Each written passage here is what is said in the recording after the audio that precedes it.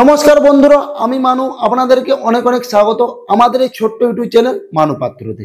বন্ধুরা, গতকাল কৌস্তব বাগচির একটা ভিডিও খুবই ভাইরাল হয়েছে। আপনারা হয়তো ভিডিওটা অনেকেই দেখেছেন, 30 সেকেন্ড বা 1 মিনিটের ফেসবুকে।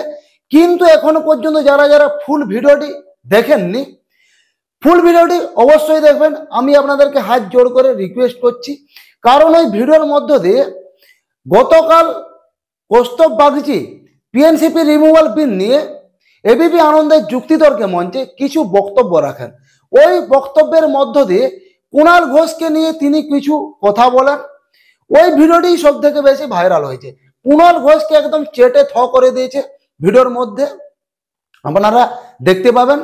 এমনকি কুণাল ঘোষ এমনভাবে বসে আছে যেমন একটা ভিগি বিড়াল, কিছু জানে না, মানে এইরকম একটা অবস্থা। তবে বন্ধুরা, এই যে পিএনসিপি বিল, এটা কি, কেন প্রয়োজন, বিরোধী পার্টিদের এইটা নিয়ে কেন এত মাথা ব্যথা, আমি সবকিছুই বিশ্লেষণ করব আজকের এই ভিডিওর মধ্য দিয়ে। আপনারা বন্ধুরা স্পেশালি এই ভিডিওটি দেখুন। কৌস্তব বাগচি যেভাবে কুণাল ঘোষকে চাটছে এই ভিডিওর মধ্য দিয়ে, বলতে গেলে একদম গালে চড় মারার মতোই অবস্থা। তো ভিডিওটা আপনারা ফার্স্ট দেখুন, তারপর আমি আমার বক্তব্য আপনাদেরকে শোনাচ্ছি। কুণালদা, মাথায় পাগড়ি পরলে কৌস্তব বাগচি হওয়া যায় না, অত সহজ না। আর আমি আবার গাল ভর্তি নারী রেখে প্রেজেন্টমেন্ট চাপড়ালেও কুণাল ঘোষ হতে পারবো না, তফাৎ আছে।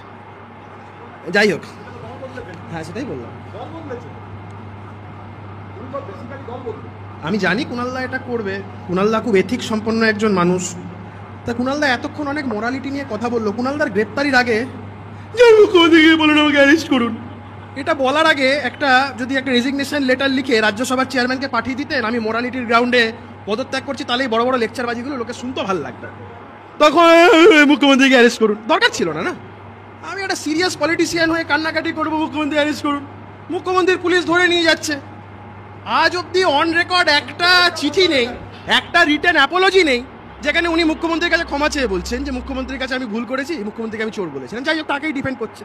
এখন এই সমস্ত মানুষজনের থেকে যদি মোরালিটির কথা শুনতে হয়, শহীদ মিনারের মাথা থেকে লাফ মেরে আত্মহত্যা করে মরে যাওয়া ভালো।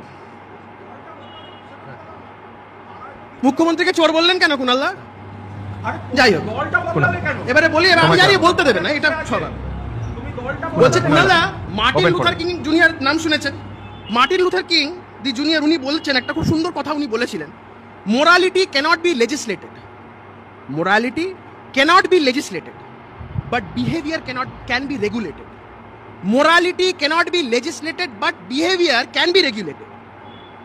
Judicial decrees may not change the heart, but restrain the heartless. আজকে একটা আইন ভারতবর্ষের পার্লামেন্টে টেবিলড হয়েছে। এমন না যে আইনটা এক্ষুনি বলা মাত্রই প্রণয়ন হয়ে গেল। মোদী সরকার চাইলেন, এনডিএ সরকার চাইলেন, নরেন্দ্র মোদী চাইলেন, এক্ষুনি সেটা আইনটা বলবৎ হয়ে গেল। পার্লামেন্টে টেবিল হলো, জেপিসিতে গেল। সেই একটা শিয়াল হুক্কা হুয়া করে চিৎকার করলে সব শিয়ালের একসাথে হুক্কা হুয়া শুরু হয়ে গেল। আমি বলছি এটার মধ্যে অন্যায়টা কোথায় আছে? এই যে এই আইনটার যে একটা, প্রত্যেকটা আইনের তো একটা স্টেটমেন্ট অফ অবজেকশন রিজনস থাকে। কুণালদা রাজ্যসভার সাংসদ ছিল, বলতে পারবে একজন লেজিসলেটর, যদিও 6 বছরের মধ্যে 3 বছর জেলে ছিল। যাই হোক, স্টেটমেন্ট অফ অবজেকশন রিজনসে স্পষ্টত বলা আছে, the elected representatives represent hopes and aspirations of the people of India. It is expected that they rise above political interest and act only in public interest and welfare of the people. It is a statement of object and reasons. Can we aintake announce? Number 2, it is expected that the character and conduct of ministers holding the office should be beyond any ray of suspicion. Number 3, a minister who is facing allegation of serious criminal offences, arrested and detained in custody, may thwart or hinder the canons of constitutional morality and principles of good governance and eventually diminish the constitutional trust reposed by people in him. There is, however, no provision under the constitution for removal of a minister who is arrested and detained in custody on account of serious criminal charges. তারপরে বলা হয়েছে কোন কোন কিছু জিনিসের অ্যামেন্ডমেন্টের প্রয়োজন। মন্ত্রীরা তো অনেকে পদত্যাগ করেছেন। লালকৃষ্ণ আদবানির এগেনস্টে হাওয়ালা কেলেঙ্কারিকে কেন্দ্র করে একটা অভিযোগ মাত্র উঠেছিল, তিনি সাংসদ পদ থেকে ইস্তফা দিয়ে দিয়েছিলেন। ঘরে বসে কাঁদতে কাঁদতে বলে পুলিশকে অ্যারেস্ট করতে না, পদত্যাগ করে দিয়েছিলেন। সোজা গিয়ে যখন আমি পরিষ্কার হব আমি তখন আমার that's a simple question of morality, যেটা আজকের দিনে রাজনীতিতে পশ্চিমবঙ্গে তথা সারা ভারতবর্ষে, আমি কাউকে ছোট বড় কাউকে বলছি, মোরালিটির বড়ই অভাব। This a question of morality. কালকে অমিত শাহজিকে প্রশ্ন করা হচ্ছিল যখন এই ফেক এনকাউন্টার কেসে অমিত শাহজি অ্যারেস্ট হওয়ার আগে মন্ত্রিত্ব থেকে পদত্যাগ করে দিয়েছে, এবং এটাই তো স্বাভাবিক, এটাই তো হওয়া উচিত। কিছু আছে নির্লজ্জ বেহায়া, তারা করে না, বা এমনও কিছু আছে যে সমস্ত অ্যাপ্রিহেনশন আছে, অ্যারেস্ট হবো হয়ে গেলে মুখ্যমন্ত্রিত্ব চলে যাবে, তাদের অসুবিধা আছে, তারা করবে না। তাদের হয়ে কিছু লোক এখন থেকে এমন চিৎকার চেল্লামিল্লি করছে এটা বোঝানোর জন্য, দেখো আমি তোমার জন্য চিৎকার করছি, জেলে গেলে আমাকে পদ্মা দিয়ে যাও, লাভ নেই, চোর বলে বসে আছেন, কিচ্ছু দেবে না। আমার যেটা বলার বক্তব্য সেটা হচ্ছে, ছোটবেলায় পাশের বাড়ি থেকে একটা এঁচড় চুরি করেছিলাম, ওই গাছ থেকে কাঁঠাল খেতে খুব ভালোবাসতাম, ওটাকে কাঁঠাল ভেবে এঁচড়টা চুরি করেছিলাম। এখনো অব্দি বাড়ির লোকগুলোর মুখের দিকে তাকাতে লজ্জা লাগে। আর কিছু লোক দেখুন কিরকম জেল টেল খেটে এসে ইডিকে টাকা ফাঁকা ফেরত দিয়ে তারপরে কিরকম বুক ফুলিয়ে কথা বলে। This a question of morality. এই মোরালিটির জায়গাটা আজকের দিনে খুব ইম্পর্টেন্ট, আমরা এই মোরালিটির জায়গাটাই ভুলে যাচ্ছি। এই আইনটা তো সেই জায়গাটা, কে বলেছে গ্রেপ্তার হলো 30 দিনের বেশি থাকলো মন্ত্রিত্ব চলে গেল, কি হলো? এই আইনই তো বলছে, এই কনস্টিটিউশনাল অ্যামেন্ডমেন্টই তো বলছে যে আবার তুমি যেই মুহূর্তে বেল থেকে, তুমি যেই মুহূর্তে কোর্ট তোমাকে বেল দেবে, তুমি আবার মন্ত্রী হয়ে যাও, আবার মুখ্যমন্ত্রী হয়ে যাও, যা খুশি হয়ে যাও, তোমার যদি দলের সেই সংখ্যাগরিষ্ঠতা থাকে, কোনো বাধা নেই। আমরা অতীতে তো বহু মুখ্যমন্ত্রীকে দেখেছি, তখন তো ভারতবর্ষে এই আইনটা ছিল না, এই কনস্টিটিউশনাল অ্যামেন্ডমেন্টটা ছিল না। বহু মুখ্যমন্ত্রী জেলে যাওয়ার আগে অন্য কাউকে বসিয়ে দিয়ে চলে গেছে, আবার জেল থেকে ফিরে এসছে, আবার হয়ে গেছে। তবে একটা সমস্যা, তখন কেউ বলে যে চেয়ার ছাড়বো না, এই সমস্যাটাও দেখা দিয়েছে। It's all about morality. কিছু হলে ভারতীয় জনতা পার্টির দোষ, ভারতীয় জনতা পার্টির দোষ, ভারতীয় জনতা পার্টির দোষ বলে তো চিৎকার করে লাভ নেই। 39 কনস্টিটিউশনাল অ্যামেন্ডমেন্ট হয়েছিল ইন্দিরা গান্ধী, সেই সময় রাজনারায়ণ ভার্সেস ইন্দিরা গান্ধী যে মামলা হয়েছিল এলাহাবাদ হাইকোর্টের জাজমেন্টটার কারণে, ইন্দিরা গান্ধীর করাপ্ট প্র্যাকটিসে ইন্দিরা গান্ধীর সেই সময় পদ চলে যেত। Indira Gandhi came up with a constitutional amendment, এটা বলে যে ডিসকোয়ালিফিকেশন অফ প্রাইম মিনিস্টার বা হচ্ছে কি এটা that cannot come under the purview of judicial review, এবং সেটা নিয়ে একটা কনস্টিটিউশনাল অ্যামেন্ডমেন্ট হল। সেখানে article 329A of the constitution সেটা ইনসার্টেড হল। সাবসিকুয়েন্ট দেয়ার টু 44তম সংবিধান সংশোধনীতে সেটাকে আবার রিপিল্ড করা হল। আরে ভাই, ভারতীয় জনতা পার্টি সারা জীবন ক্ষমতায় থাকবে না, এনডিএ সারা জীবন ক্ষমতায় থাকবে না, কিন্তু ভারতবর্ষের মানুষ মনে রাখবে এমন একজন প্রধানমন্ত্রী ছিল, বাপকা বেটা ছিল, যে প্রধানমন্ত্রীকেও এই তদন্তের আওতায় নিয়ে এসেছে, এবং প্রধানমন্ত্রী যদি গ্রেপ্তার হয় তারও পথ চলে যাবে। এটা বলার যদি হিম্মত কারো থেকে থাকে, সেটা একমাত্র ভারতবর্ষের এই বর্তমান প্রধানমন্ত্রী নরেন্দ্র মোদী আছে, কারোর নেই। অতীতে তো অনেক প্রধানমন্ত্রী এসে কেউ বলেছে নাকি এই জিনিস? কারোর বলার হিম্মত ছিল? একটা মানুষ যিনি স্পষ্টত, বিশেষ করে আমাদের বাংলার মাটিতে দাঁড়িয়ে পর্যন্ত বলে গেছে যে একটা সরকারি চাকুরিজীবী, তার যদি 48 ঘন্টা যদি কাস্টডি হয়ে যায়, তার চাকরি চলে যাবে, সে ডিম সাসপেনশনে চলে যাবে। Why not a prime minister, why not a chief minister, why not the other ministers? কেন নয়? এই কেনর প্রশ্নটা, বিকজ সবাই পাবলিক সার্ভেন্ট, মন্ত্রী, মুখ্যমন্ত্রী, প্রধানমন্ত্রী, কেউ রাজা মহারাজা নয়। দেখুন, কথা সেদিনকে উঠেছিল যেদিনকে 1951 সালে প্রথম সংবিধান সংশোধনী হয়েছিল নেহরুর আমলে। অনেকে বলেছিল জমিদারি সিস্টেম নিয়ে অনেকের, যাই হোক, বিতর্ক সবসময় থাকবে, কিন্তু তার মধ্যেও ভালো জিনিসটাকে খুঁজে বার করতে হবে। সাধারণ মানুষের কাছে জিজ্ঞাসা করুন, রেফারেন্ডাম নিন, সাধারণ মানুষের কাছে গিয়ে প্রশ্ন করুন যে কিছু রাজনৈতিক দল চিৎকার করছে 30 দিন বেল টেল না পেলে মন্ত্রিত্ব চলে গেলে এটা নাকি বিশাল বড় আকাশ ভেঙে পড়ছে। সাধারণ মানুষ বলবে কাঁচকলা, যা করেছে বেশ করেছে, যা করেছে ঠিক করেছে। দেখুন, জজেরা কেউ বোকা নয়। আজকে schedule caste schedule tribe atrocity অ্যাক্টের সেকশন 18 স্পেসিফিক বার আছে অ্যান্টিসিপেটরি বেল করা যাবে না। তার মানে কি লোকের নামে ফেক মামলা হচ্ছে, লোক সোজা জেলে ঢুকে যাচ্ছে? লোকের তো অন্য রাস্তা আছে।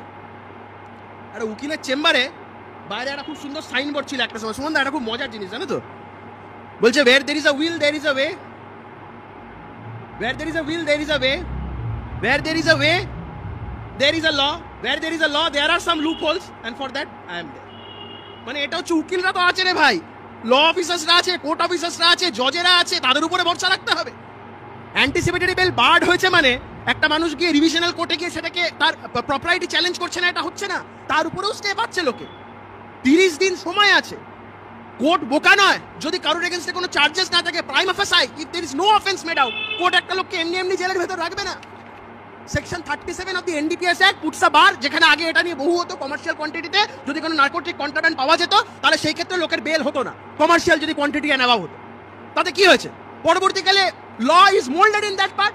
সুপ্রিম কোর্ট আজকে সেকশন 37 কে ওভাররাইড করে তার মতন করে জাজমেন্ট দিচ্ছে। So there is no question to worry about. এটা কাউকে চিন্তা করার কোনো বিষয় নেই। কোর্ট আছে, জজেরা আছে, তারা extremely wise to determine this. যাই হোক, আমি একটা কথাই শুধু বলবো যে রেফারেন্ডাম এই বিষয়ে পার্লামেন্টারি জয়েন্ট পার্লামেন্টারি কমিটি বা পার্লামেন্টের 2/3 মেজরিটি তার থেকেও ইম্পর্টেন্ট।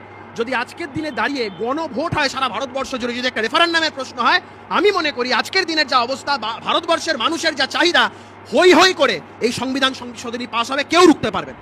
দু একজন কান্নাকাটি করবে, তাতে কি এসে গেল। আর এই আজকের বিতর্কটার দুটো পার্ট আছে। আর একটা পার্ট হচ্ছে, এটা গেল একটা সংবিধান সংশোধনী নিয়ে। দ্বিতীয় পার্টটা এইখানে আমাদের আজকের যে আলোচনা, তাতে করে হচ্ছে কালকে ওই দেখা গেল একজন এই ছাদ ফাত থেকে লাভ পাপ মেরে দিয়েছে, পাকের মধ্যে পড়ে জামা কাপড়ে পাক টাক লেগে গেছে, ওইসব নিয়ে একটা পার্ট আছে। সেটা বলছে এজেন্সির পাশে যখন বিধায়ক থেকে মন্ত্রী, বিল বিরোধী ঘাসফুল বলে পদ্মই ষড়যন্ত্র। পার্থ চট্টোপাধ্যায়কে বান্ধবীর ওই খাটের তলায় টাকাটা বিজেপি রাখতে বলেছিল, বিজেপি ষড়যন্ত্রী। এই চাল চুরি, এই সমস্ত রেশন কার্ডের চুরি টুরি, এগুলো বালু মল্লিককে বিজেপি করতে বলেছিল। আরে এখানে পাগড়ি পরে বসে আছে এই লোকটাকেও পর্যন্ত কেন্দ্রীয় এজেন্সি ধরেনি, তার নিজের রাজ্যের পুলিশই ধরেছিল। বিজেপি ষড়যন্ত্রী হয়ে গেল। দেখুন, চুরি করলে জেলে যেতে হবে। চাওয়ালা দেশের প্রধানমন্ত্রী, আমাদের হাইকোর্ট পাড়ে একজন চাওয়ালা আছে, ওই চাটা ছাকার পরে ওই কাপড়ের মধ্যে নিগড়ে নিগড়ে নিগড়ে নিগড়ে চাটাকে বার করে। এখানে ওই নিগড়ে নিগড়ে নিগড়ে নিগড়ে বার করা হবে, একটা চোরকেও ছাড়া হবে না। তাই সবাইকে আশ্বস্ত করে বলে যাই, এটা না খাউঙ্গা না খানে দুঙ্গার সরকার। এই সরকারের যে যতই চৌর্যবৃত্তি করো না কেন, চাওয়ালা ঠিক নিগড়ে সব বার করে নেবে। আর সর্বশেষে বলছি, যারা চিৎকার করছেন এই সমস্ত সংবিধান সংশোধনী নিয়ে, এত চিৎকার করবেন না। যদি ভাগ্যের শিকা ছেড়ে, তাহলে আপনাদেরও কপাল খুলতে পারে। এখানে যারা রাজ্য চালাচ্ছে খুব শিগগিরই তাদেরকে হয়তো শিঘরে যেতে হতে পারে। অবশ্য তাদের ভাগ্যের শিকে ছিড়বে না যারা একবার চোর বলে বসে আছে। সবাই ধন্যবাদ, ভালো থাকবেন, সুস্থ থাকবেন। জয় হিন্দ, বন্দে মাতরম, ভারত মাতা। বন্ধুরা, কুণাল ঘোষের হাসি রেদা আপনারা দেখলেন, যেমন মুখ থেকে মধু ঝরছে। আর একটা কথা কি বললো তিনি, বিজেপি নেতা কৌস্তব বাগচিকে, যে দলটা কেন ছাড়লেন। দেখুন, কুণাল ঘোষ একটা নির্লজ্জ বিহায়া মানুষ বলে কি সবাই নির্লজ্জ বিহায়া মানুষ? দলকে ছাড়বে কে ছাড়বে না সেইটা তার পার্সোনাল ব্যাপার। কৌস্তব বাগচি বুঝতে পারছেন আগে যে ওদের যে দলে ছিল, যে দলটা একদম পাপে পরিপূর্ণ হয়ে গেছে, পদে পদে পাপ। তাই সে এই পাপের মধ্যে থাকতে যায়নি, সেই কারণেই দলটা ছাড়িয়েছে, তার পার্সোনাল ব্যাপার। যেমন শুভেন্দু অধিকারী তৃণমূল ছেড়ে বিজেপিতে যোগদান করলো, সে বুঝতে পেরেছে আপনার মতো তো নির্লজ্জ বিহায়া মানুষ নয় তো তারা। পাপ সমস্ত কিছু জেনে বুঝো, অন্যায় অভিযোগ সবকিছু জেনে বুঝে ওই দিদির কাছেই থাকবে। আবার দিদিকেই তিনি আবার উল্টো কথা বলেছিল যখন তিনি জেলে গিয়েছিল। আর এই যে দিদির ব্যাপারে তিনি এত বড় বড় কথা বলেন, দিদি কি দল চেঞ্জ করে নাই? দিদি প্রথমে করত কংগ্রেস, তারপর এলো তৃণমূল কংগ্রেস, নিজস্ব দল গঠন করল। কংগ্রেসে যদি থাকতো দিদি কি মুখ্যমন্ত্রী হতে পারত? আজ কোনোদিনই পারত না। এই কুণাল ঘোষের মতো মানুষ এই দিদির কাছে চটি চেটেই যাবে, আর কিছু হবেন না। আর মুখে যেটা আসবে উল্টো পাল্টা কথা পাবলিকের ব্যাপারে বলেই যাবে, আর কিছু বলবেন না। তো বন্ধুরা, আজকের প্রতিবেদনটা এখানেই আমি স্টপ করছি। প্রতিবেদন যদি আপনাদের ভালো লাগে, লাইক শেয়ার কমেন্ট করুন ভিডিওটিকে। আর এই চ্যানেলে নতুন যারা ভিজিট করেছেন, চ্যানেলটিকে সাবস্ক্রাইব করুন, সাথে বেল আইকনটি অল প্রেস করুন। আবার দেখা হচ্ছে নতুন কোনো টপিক নিয়ে, নতুন কোনো ভিডিওতে। ততক্ষণ আপনারা সবাই ভালো থাকুন, সুস্থ থাকুন, নিজের পরিবারের প্রতি খেয়াল রাখুন। নমস্কার।